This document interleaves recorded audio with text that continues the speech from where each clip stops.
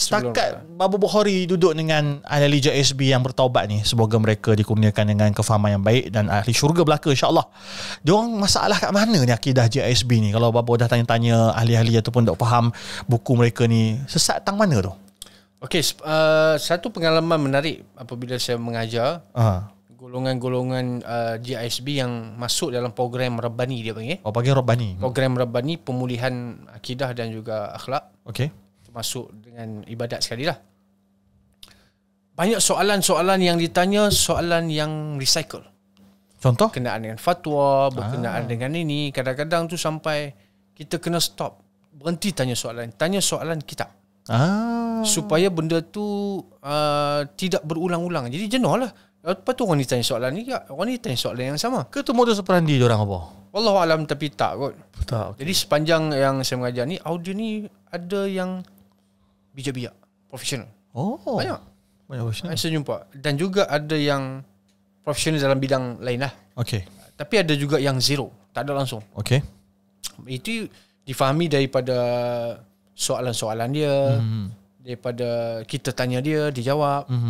Itu kita boleh dapat gambaran secara umum dia ni zero, tak tahu apa. Okey. Ataupun kita boleh dapat dia ni orang bijak dengan cara dia bercakap. Okey. Sebab tu kita menilai orang dengan cara bercakap. Kalau dia diam, kita tak tahu dia bodoh dia pandai. Kalau dia bercakap pun kita tahu dia bodoh pandai. Sebab tu Nabi kata diam lebih baik kalau kamu tak boleh cakap baik. Sebab buka mulut je bodoh. Buka mulut je bodoh. Dia menzahirkan. Betul tak? Ya. Bila dia buka mulut, dia menzahirkan apa yang dia tahu. Apa yang dia tahu, apa yang dia tahu betul ataupun salah. Betul. Baik, JSB ni satu bab ni saya puji dari sudut dia semangat dia persatuan dia hukum. Saya tak mau sentuh lah bab ekonomi, bab perniagaan dia, itu bagus kita sokong. Dan saya pun agak tak setuju apabila tutup habis semua kedai dia ni. Tindakan drastik tu. Drastik. Orang lain tepuk tangan sebab apa? Sebab orang Melayu punya perniagaan ni lingkup. Okey, baik. Tapi saya nak sentuh tentang akidah ni. Pertama sekali, mereka ni hidup dalam lingkungan, membesar dalam lingkungan yang sama. Tak keluar langsung. Hidup dalam lingkungan tu. Jadi tak, orang kata apa, mustahil lah bila awak ni sudah di training sebagai pembunuh sejak kecil, contohlah kan. Awak takkan jadi pembunuh ke? Mesti jadi pembunuh.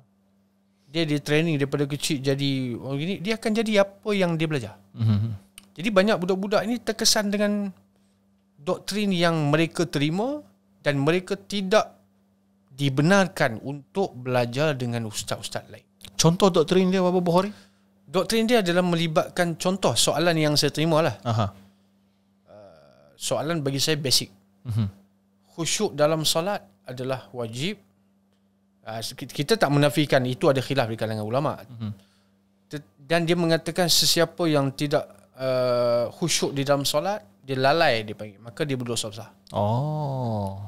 Kalau macam tu, semua orang akan berdosa sebab semua tak khusyuk. Betul. Khusyuk ni bab hati. Bila bab hati ni kita serah pada Tuhan.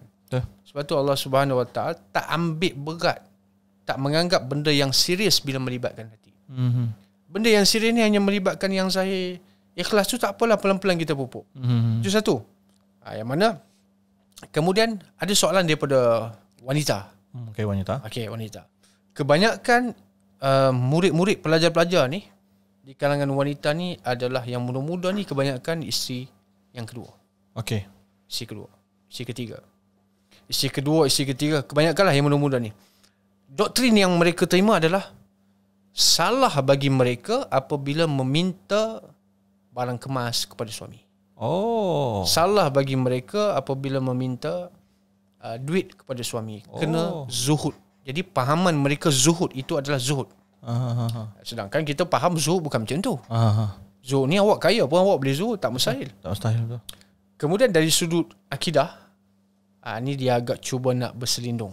Dia cuba nak berselindung. Dia tidak menzahirkan benda tu. Kita tak mengatakan semua akidah dia rosak. Tapi dalam bab akidah ni, bila satu rosak, yang lain turut rosak. Itu bila melibatkan main dalam akidah. Kalau setakat khilaf dalam hal-hal isu-isu ranting, furuk ni, bab-bab kecil yang boleh diterima, boleh toleransi bila berbeza pendapat, itu tak ada masalah. Tapi bila duk menganggap ni masih hidup, roh dia ada lagi, kan? Bukan Walid, Abu Ya. Walid tu lain.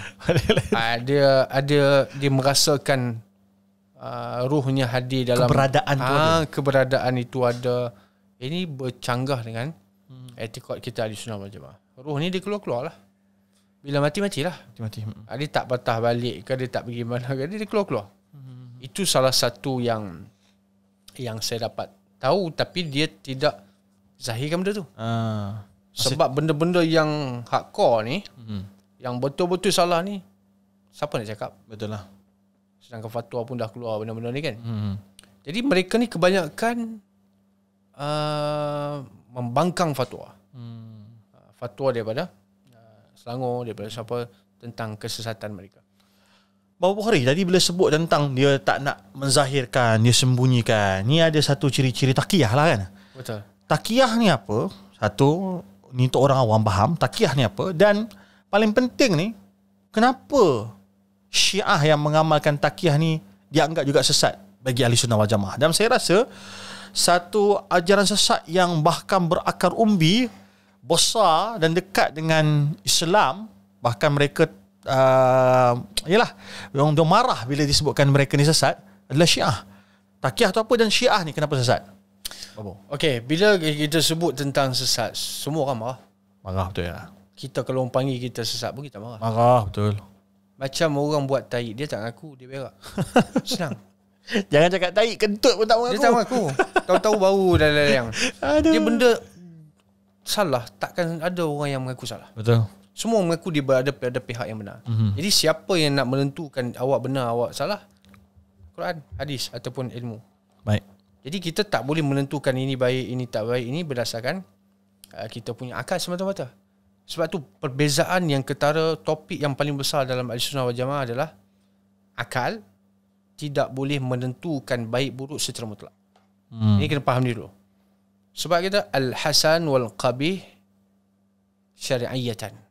Ini dalam kitab usul fiqh dia kata apa? Baik dan buruk adalah syar'i. Maksudnya dinilai oleh syarak. Apa syarak kata baik? Baik. Apa kata syarak kata tak baik? Tak baik. Sebab bila akal yang menentukan baik buruk, dia tak akan ada standardized, dia tak selaras. Bila tak selaras macam mana? Orang akan buat benda yang jahat, tapi dia cuba anggap benda tu baik. Dia akan jadi macam tu. Bagi saya okey lah. Benda ni tak boleh haram. Tapi bagi saya okey, tak ada masalah. Dia akan jadi macam tu. Sebab itu akidah Ahlussunnah wal Jamaah menolak Mu'tazilah yang berfikir baik dan buruk adalah akal. Kerana takut berlaku macam ni. Dia takkan selaras. Jadi kita baik apa yang ditentukan oleh syarak sebagai benda tu baik, buruk pun begitu juga. Dalam hal-hal yang melibatkan syarak lah, melibatkan agama.